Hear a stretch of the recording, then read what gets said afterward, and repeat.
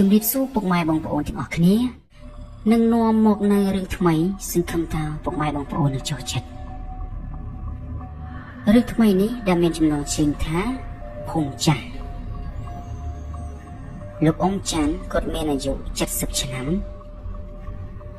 គាត់ជាអ្នកជនបទស្រុកស្រែចម្ការថ្ងៃមួយអ៊ំចាន់ធ្លាក់ខ្លួនឈឺកូនប្រុសទាំង3របស់គាត់ទៅរកថ្នាំដើម្បីព្យាបាលអ៊ំចាន់កូនប្រុសទាំង3របស់គាត់បងប្រុសគេដែលមានឈ្មោះថាពូធីក៏បានដាំទឹកឲ្យឪពុករបស់គាត់ឪពុករបស់គាត់ពិសាទឹកនេះហើយគឺមានអាការៈកាន់តែធ្ងន់ទៅរហូតឪពុករបស់គាត់ស្លាប់ទៅមិនយូរប៉ុន្មានប្អូនប្រុសទាំងពីររបស់ពូធីក៏មានគ្រួសារ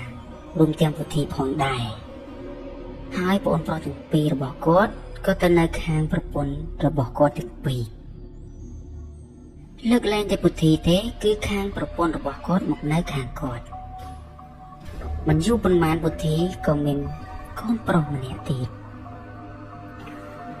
ហើយកូនប្រុសរបស់គាត់ក៏ឈឺធ្ងន់គាត់ក៏បានចេញទៅរកគ្រូដើម្បីរកថ្នាំឲ្យកូនប្រុសគាត់បានដើរទៅរកថ្នាំពីភូមិមួយទៅភូមិមួយដើម្បីរកគ្រូថ្នាំណាដែលពូកែពេលគាត់ទៅរកគ្រូថ្នាំនោះហើយគាត់ក៏បានយកថ្នាំនោះមកឲ្យកូនគាត់ដើម្បីដាំទឹកព្យាបាលជំងឺរបស់កូនប៉ុន្តែជាអកុសលកូនប្រុសរបស់គាត់ក៏បានស្លាប់ទៅ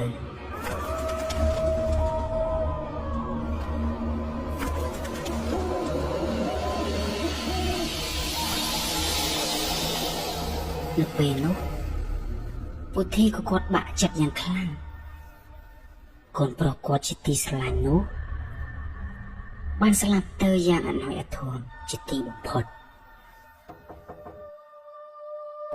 នៅក្នុងរាត្រីមួយ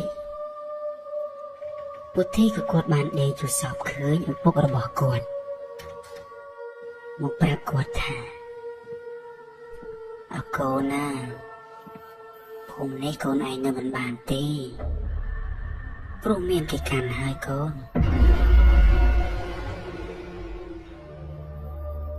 មិនយូរប៉ុន្មានពូធីគាត់បានភ្ញាក់ឡើងព្រឺតហើយគាត់បានទៅប្រាប់ប្រពន្ធរបស់គាត់ថាអូនណាអូនយំមិញបងយល់សប្ឃើញឪពុកមកមិនយល់សប្បងគាត់ថាភូមិនេះយើងនៅមិនបានទេ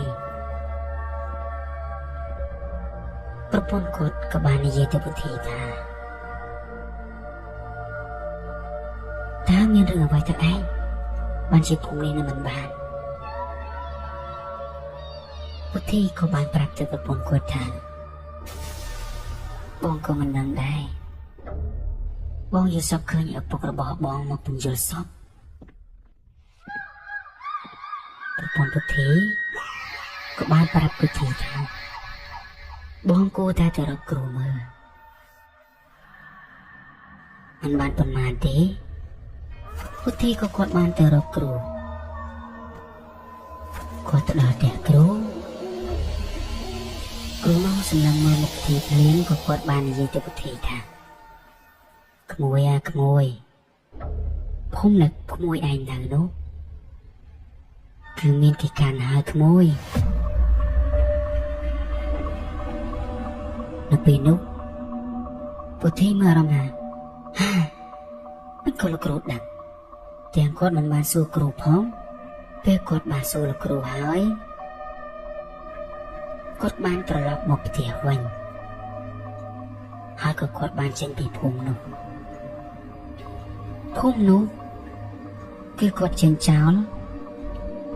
រយៈពេល1អាទិត្យប៉ុន្តែភូមិថ្មីរបស់គាត់នោះមិននៅឆ្ងាយពីភូមិចាស់របស់គាត់ទេគឺនៅខាងមុខភូមិចាស់របស់គាត់នៅយប់មួយពូធីគាត់ឈឺ បត់ជើងគាត់បានចុះមកដើរទៅបន្ទប់ទឹករបស់គាត់ពេលគាត់ងាកទៅក្រោយភូមិចាស់របស់គាត់នោះក៏មានឃើញស្រមោលចម្លែកមួយហើយស្រមោលចម្លែកនោះគាត់សម្លឹងទៅគឺគ្មានក្បាលនោះទេ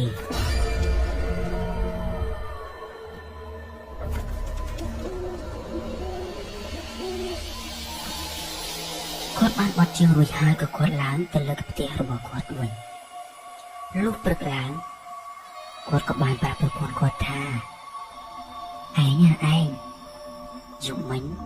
ខ្ញុំទៅបត់ជើងសម្លឹងទៅភូមិចាស់របស់យើងនោះបងបានឃើញស្រមោលមួយដែលអត់ក្បាលពេលនោះប្រពន្ធគាត់ថាហេតុអីបានឯងចុះទៅឃើញស្រមោលអត់ក្បាលនោះដល់ពេលនោះពុទ្ធិគាត់បានទៅរកគ្រូទាយហើយគ្រូទាយនោះគឺជាគ្រូដដែលគាត់បានទៅដល់ទីគ្រូទាយហើយគ្រូទាយថាអូនត្រូវធ្វើពិធីមួយដើម្បីដេញព្រៃបិសាចនោះពេលគាត់ត្រឡប់មកផ្ទះវិញពុទ្ធិបានធ្វើពិធីដេញព្រៃបិសាចនោះប៉ុន្តែពិធីគាត់ធ្វើហើយគឺនៅតែឃើញពេលនោះគាត់បានទៅស្នើលោកមេភូមិដើម្បីធ្វើពិធីដេញព្រៃបិសាចនោះគឺដុតភ្លើងនៅពេលយប់វាត្រដោកនឹងធ្វើទីងងផងដែររៀងរាល់យប់ពុទ្ធិគាត់ចាប់ផ្ដើមវាត្រដោកពីផ្ទះរបស់គាត់ពេលអ្នកភូមិឮអ្នកភូមិក៏ចាប់ផ្ដើមវាត្រដោកនោះតគ្នាគាត់មិនត្រឹមតែវាត្រដោកនោះទេគាត់បានដុតភ្លើងនៅភូមិចាស់របស់គាត់នោះថែមទៀតផងគាត់ធ្វើពិធីនេះរយៈពេល1អាទិត្យបន្ទាប់មកគាត់ក៏បានរកអ្នកភូមិទៅកាប់ដើមឈើក្រឡំភូមិចាស់របស់គាត់នោះពេលគាត់កាប់ដើមឈើនៅភូមិចាស់របស់គាត់ហើយគាត់មិនបានឃើញអ្វីទាំងអស់ចាប់ពីពេលនោះតទៅហើយគ្រួសាររបស់គាត់ក៏បានសុខសាន្តទៅរហូត